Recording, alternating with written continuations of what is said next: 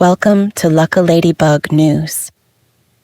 Today, we are taking an in-depth look at one of the most dynamic, versatile, and unfiltered voices in contemporary Canadian arts and media, Geneviève Pettersen. Born in 1982 in Wendake, Quebec, and raised across the vibrant Saguenay-Lac-Saint-Jean region before establishing her creative career in Montreal, Pettersen has spent years cultivating a distinct reputation. Across her varied career as a best-selling novelist, sharp newspaper columnist, award-winning graphic novelist, and engaging broadcast personality, her signature style consistently pairs raw emotional realism with trenchant cultural commentary. To truly understand Pettersen's impact on modern Canadian storytelling, it helps to trace her creative evolution through three distinct phases of her career. First, let's explore the memorable persona of Madame Chose. Long before she became recognized as an acclaimed novelist, Pettersen built a devoted, widespread audience by writing under this clever pseudonym. What initially began as an engaging lifestyle and food blog rapidly evolved into a highly popular column for the prominent publication La Presse. Writing through the persona of Madame Chose, an unexpectedly frank, old-fashioned, house-matronly figure, Pettersen skillfully used biting humor and domestic satire to dismantle modern social expectations surrounding dating, marriage, and family life. In 2014, she compiled this sharp perspective into the book Vie et mort du couple. Du dating au divorce, de Madame Chose. The collection struck a chord with readers everywhere by validating the raw reality of modern domestic life, applying light-hearted yet perceptive humor to unpack complex relationship anxieties. That same year marked the arrival of Pettersen's major literary breakthrough. Her debut novel, La déesse des mouches à feu, later published in English as The Goddess of Fireflies, in a translation by Neil Smith.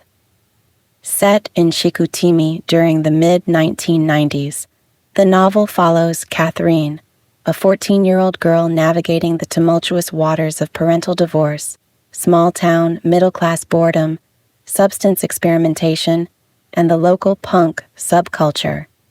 What sets the novel apart is its unflinching, authentic teenage voice, a narrative style completely stripped of adult moralizing, condescension, or sentimental nostalgia. The literary world took immediate notice. La déesse des mouches à feu won the prestigious 2015 Grand Prix Littéraire Archambault, while its English translation was shortlisted for the Governor General's Award for Translation in 2016. Demonstrating the story's remarkable cross-medium longevity, the novel was adapted into a critically acclaimed feature film in 2020 directed by Anaïs Barbeau-Lavalette, which made its international debut at the Berlin International Film Festival.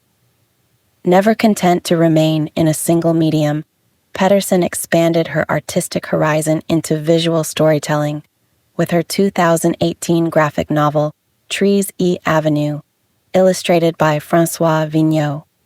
Focused on a youth perspective, the narrative centers on a young protagonist relocating to a new Montreal neighborhood in the aftermath of a devastating family tragedy. The moving graphic novel earned widespread critical praise and was honored with the Prix des Libraires du Québec in the youth comic category in 2020. Beyond her celebrated work in fiction and graphic literature, Geneviève Pettersen has firmly established herself as a vital public commentator and media personality. As a regular columnist for prominent platforms like Le Journal de Montréal and Châtelaine, alongside her work as an on-air host and commentator for outlets like QUB Radio and LCN, she tackles complex social topics with characteristic directness and genuine warmth. Whether dissecting mental health, female autonomy, or evolving family dynamics. Her nonfiction work consistently centers authentic human experience over surface-level commentary.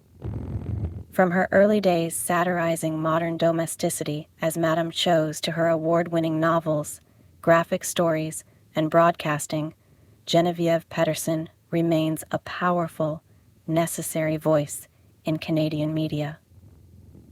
Thank you for listening to this episode of Luck-a-Ladybug News.